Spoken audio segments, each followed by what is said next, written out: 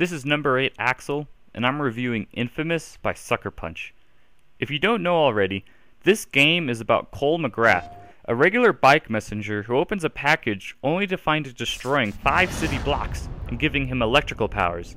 The rest of the game is set up following this event.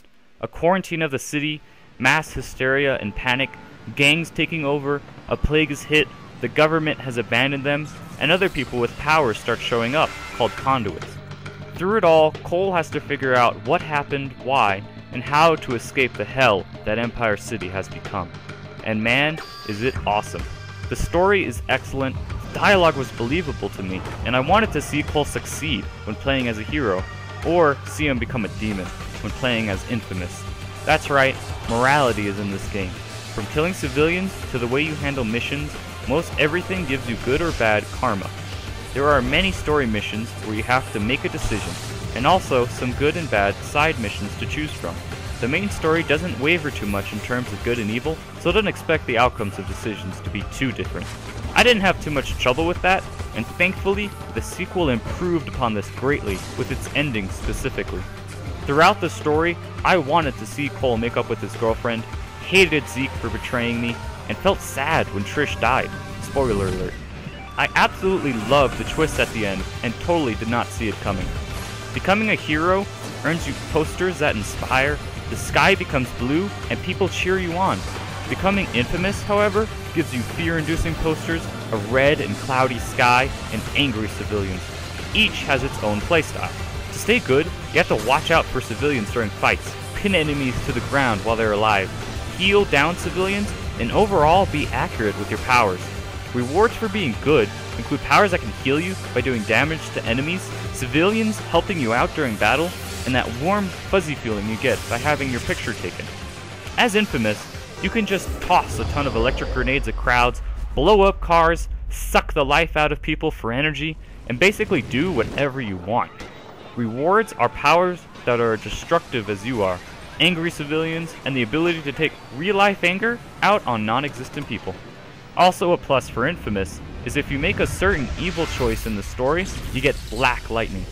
Best decision I made in the game. Most powers come down to gun types. You have your standard blast, a shotgun wave, grenades, missiles, snipers, and an awesome power near the end where you call down a lightning storm that travels in a direction controlled by you. You power these up by earning experience and spending them on upgrades. Your powers take up energy though, and you can recharge both your powers and your health by zapping electricity from nearby sources. While not a power, Cole is also adept at urban exploration, aka parkour, aka climbing stuff.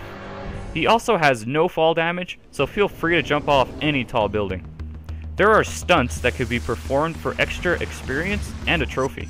Blast shards, scattered throughout the city, also give you more energy the more you collect, which basically means you can throw more grenades before recharging. Finding them all also nets your trophy, but it's damn hard. Dead drops are hidden in satellite dishes and expand the story, telling the tale of a side character you don't know much about in the main story, but gain more understanding as you listen to these audio logs. As for the look of everything, the city looks run down, the way it's supposed to be. There's no hope for these people. The government's left them, and they're all on their own. Stores and homes are boarded up, people have furniture on the roofs, live-action newscasters and the voice of survival sometimes interrupt the cartoons shown on television scattered throughout Empire City. The city is broken up into 3 areas. The Neon, where you start, the Warren, a ghetto-ish area, and the Historic District, which is the best looking but also the smallest.